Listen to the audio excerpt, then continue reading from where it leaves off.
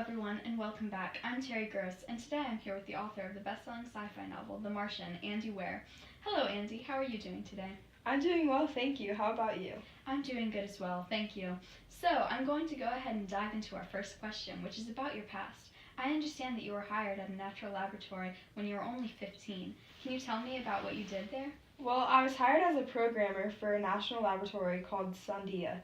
I got a head start because my father was an accelerator physicist, and I've always been interested in science. I went to college at AC San Diego after that, but never graduated, and worked at more laboratories after that. But Sandia was definitely the most interesting because I was so young. Yes, that had to have been an amazing experience being there at such a young age. Did you face any challenges while you were there? I mean, you couldn't possibly have been as advanced as the other scientists. Yeah, I definitely wasn't as advanced, but people there knew I was younger, and they made me feel welcome. In the times where I felt like an outsider, I was still having a good time because I was really passionate about science. So you started writing in your early 20s. Did you always want to be a science fiction writer, or did you write about other things first? Not all of my earlier pieces were science fiction, and the ones that weren't the best pieces, so I do kind of wish that I stuck to that genre. But I've always been a science nerd, and one of the things I do in my free time is imagine Mars missions in my head. That's where I got the idea to write The Martian. Writing it, though, was a very long process. The book even became a bestseller before I actually published the final copy. Wow, that's really interesting. How were you able to gain a fan base before even making the final adjustments? Thanks to my previous works, I had a website where I published my pieces. I had a pretty small following, but they were really good people to have as followers because they would always read my work and give me feedback, both positive and negative. I would post one chapter at a time and would edit the story as I got more feedback. Eventually, people asked me to put the book on Amazon, so I did, and that's when it really got its popularity. Publishers started calling me, studios were bidding on film rights, and it got crazier but amazing from there. Wow, that's definitely an amazing way to get your book out there. You were able to gain exposure for free, and you didn't even have to call publishers, begging them to give your book a shot. But even though you had this huge success story, did you have any doubts along the way? Oh yes, definitely. One of the things I was worried about was being scientifically accurate, which I was for the most part. But so many different scientists and astronauts were huge fans of the book and commended me for my accuracy. They did say there were some parts that were a little off, but they corrected me, and I applied those corrections in my final copy.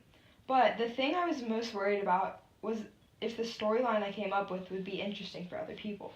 I wanted to keep it as accurate as possible, but I thought maybe I would have to have Mark get hit by a meteor at some point to keep the audience entertained. But as I went on, the book started to write itself. I didn't need to try hard to make an interesting plot because the science did it for me. I even got to the point where I surprised myself with all the plot twists. That's certainly very interesting, as it goes to show that things that are educational can be very interesting, not just the crazy, unrealistic, end-of-world plots.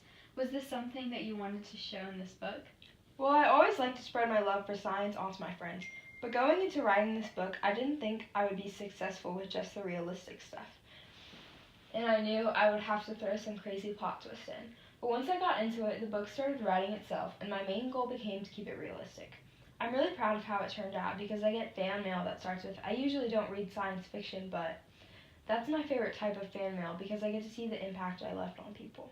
Now, one of the main ways you kept readers interested was the way that you characterized the main character, Mark Watney. What did you see him like before you started writing this novel? Well, obviously I knew he had to be smart. He's an astronaut first off, and also if you're stranded on Mars, you need to have wits in order to survive the mission. But I also needed to make him fail a few times to make the plot keep you on your toes. I had to make some tweaks to make that side of him realistic, which really helped the story. I mean, it wouldn't have been as interesting if Captain Lewis, who is a perfect genius, was the one who was stranded. I definitely agree with that. A little more about Mark's character. How did you use his character development to further the plot of the story? Mark's a funny guy. I think that's what really kept people attached to the story and how they fell in love with his character. The moment the story starts, he's making jokes about a certain doom and uses his sarcasm to hide his fear that he's going to die.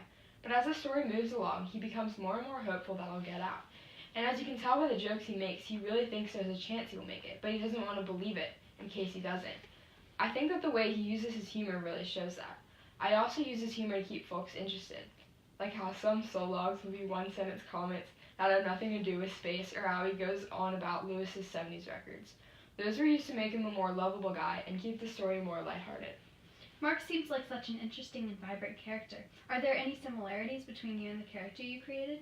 It wasn't my original intention to make Mark similar to myself, but as the story develops, I found myself channeling parts of my personality to create his character. A lot of the jokes in the story were some that I found funny or would even tell, and obviously we both have a love for space and science. One last question. So they made a movie out of your novel. Were you pleased with how they portrayed the story? I think they did a really good job, both the actors and the producers. But I do wish they would have included small details that really shaped Mark's character, like the log about Aquaman. I thought that really portrayed his personality. This has been such a pleasure. Thank you, Andy. Thank you.